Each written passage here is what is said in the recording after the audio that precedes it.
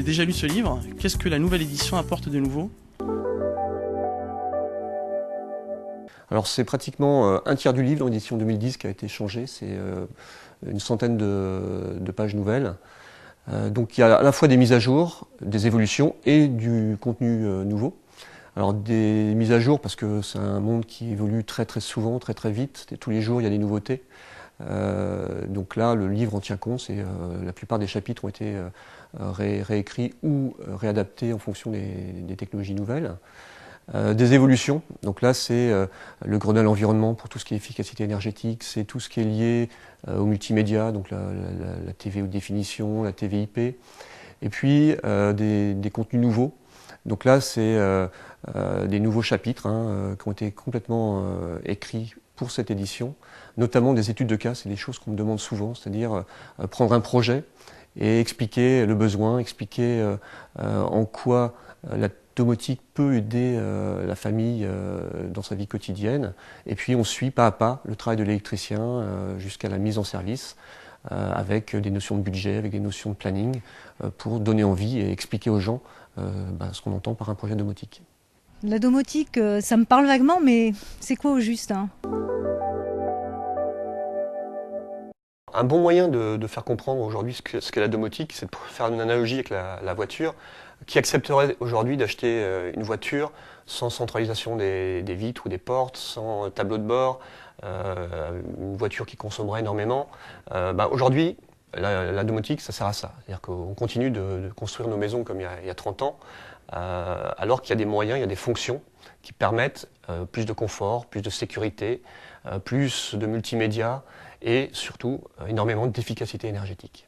Alors voici un exemple de solution domotique sur lequel on va pouvoir de façon très simple accéder à la gestion de l'éclairage, des volets roulants, du chauffage, de la sécurité ou de la diffusion sonore, et sur lequel on va pouvoir faire des raccourcis, c'est-à-dire accéder directement à des scénarios. Alors ce qu'on appelle un scénario, c'est on regroupe différentes fonctions. Par exemple, le scénario réveil, qui va me permettre de me réveiller en douceur avec de la musique, une lumière douce. Donc si je lance le scénario, voilà ce qui va se passer.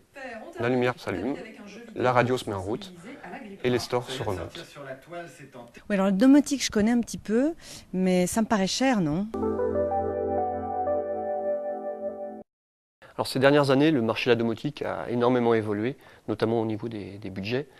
Je dirais que la domotique s'adresse pratiquement aujourd'hui à tous les budgets. Ça peut partir d'une petite rénovation sur laquelle on va par exemple juste adapter les boutons existants ou adapter les fonctions sur des scénarios par exemple, jusqu'à des projets où on va rajouter ce type d'appareillage, donc très esthétique, par exemple ici sans fil, et par exemple pour le réaménagement d'une chambre, on va pouvoir adapter la hauteur du bouton en fonction de la taille de l'enfant.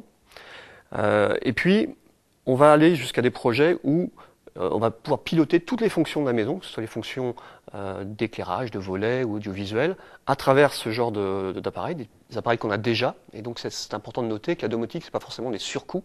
On va pouvoir, en réutilisant le matériel qu'on a, donc un téléphone, une télé, pouvoir interagir et piloter notre installation. J'ai 3 télécommandes chez moi, une pour le DVD, une pour la télé, une pour la chaîne IFI. Y a-t-il d'autres solutions pour me simplifier la vie ? C'est un bon exemple d'application domotique. Aujourd'hui, tout a une télécommande. Un volet roulant, une télé, un lecteur DVD, etc. Et on se retrouve avec une multitude de télécommandes sur sa table de salon. Et au final, il n'y a que les enfants qui arrivent à allumer la télé, etc. Où ça devient réellement un frein à l'utilisation d'une maison. Donc une des solutions, ça serait par exemple de remplacer toutes ces télécommandes par un seul écran de ce genre, qui permet non seulement de remplacer les 200 boutons que j'ai sur chaque télécommande, mais de définir que les boutons sur lesquels on va vraiment avoir besoin d'appuyer, de personnaliser l'interface, donc on peut très bien avoir des pages pour différents membres de la famille, ou d'afficher les chaînes de télé par goût, par thème, etc. Mais en plus, je vais pouvoir piloter mes éclairages, mes stores, lancer une application, je regarde la télé, sur lequel on va avoir l'éclairage qui va se baisser, le store qui va se baisser, le lecteur DVD qui va se mettre en route, etc. Donc on est vraiment dans un bénéfice pour l'utilisateur, on est sur la simplification à l'extrême de l'installation de nos maisons. Aujourd'hui on parle beaucoup de développement durable, mais est-ce que la domotique tient compte de ces questions d'environnement ? Non seulement elle en tient compte, mais la domotique permet d'aller plus loin et d'optimiser nos consommations. Le Grenelle de l'environnement a fixé des objectifs très ambitieux pour l'habitat, et c'est en utilisant les technologies, en rendant nos maisons plus intelligentes, qu'on va pouvoir remplir tous ces nouveaux critères. L'idée, c'est grâce à la régulation, grâce à la domotique, on va pouvoir par exemple accepter la chaleur gratuite l'hiver en remontant un store quand le soleil tape sur cette baie vitrée par exemple. Ça va être toutes les fonctions anti-oubli, ça va être le fameux scénario « je quitte la maison » qui nous assure que tout est éteint, que les appareils en veille sont bien coupés, etc. Donc on comprend que la technologie est indispensable et qu'elle vient renforcer non seulement la régulation mais aussi l'utilisation, voire la sensibilisation des utilisateurs. C'est en démontrant par des chiffres, par exemple aux enfants, que leur comportement induit de la surconsommation, qu'on va les sensibiliser et donc changer leur comportement. De toute façon, la domotique, c'est que pour les jeunes. C'est le vieux cliché de la domotique. Aujourd'hui, en fait, il y a énormément d'applications qui s'adressent aux personnes dépendantes, aux personnes en situation de handicap ou aux seniors. C'est un outil au quotidien que les gens vont pouvoir utiliser pour se simplifier l'existence. Sur un appareil de ce genre, je vais pouvoir directement répondre au visiteur. Donc je vais avoir le visiteur qui va s'afficher à l'image. Je vais pouvoir éventuellement visualiser d'autres caméras. Et grâce à ça, déjà je vais être dans une situation de confort en termes de sécurité.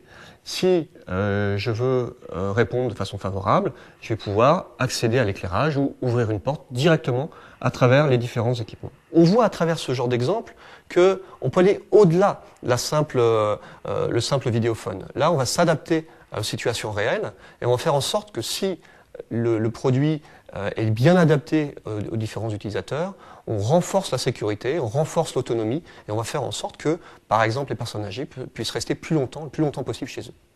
Mais où puis-je venir voir et essayer des produits domotiques ? C'est effectivement essentiel d'essayer, de toucher, de se faire sa propre opinion. Donc ça, c'est possible chez les fabricants, dans les showrooms des fabricants, donc partout en France. Il y a des fabricants, des spécialistes de la domotique qui ont mis en scène des fonctions, donc, comme ici, où on a carrément l'installation complète avec les différents produits, les finitions, jusqu'à un écran tactile qui permet de piloter l'ensemble de l'installation, voire de visualiser les consommations, des choses comme ça. Ensuite, vous avez les showrooms des spécialistes, par exemple de l'éclairage, des spécialistes de la cuisine ou les spécialistes audiovisuels. Vous avez des salons, donc dans toute la France, les salons d'habitat, des salons de professionnels qui illustrent aussi ce genre d'application. Et puis, l'idéal, c'est d'aller chez les particuliers qui ont ce type d'installation chez eux, et donc d'aller visiter, d'aller discuter avec eux. Donc, grâce à ce genre de visite, vous vous ferez votre propre opinion et vous pourrez faire appel à un installateur qui vous proposera une installation la plus adaptée à vos besoins.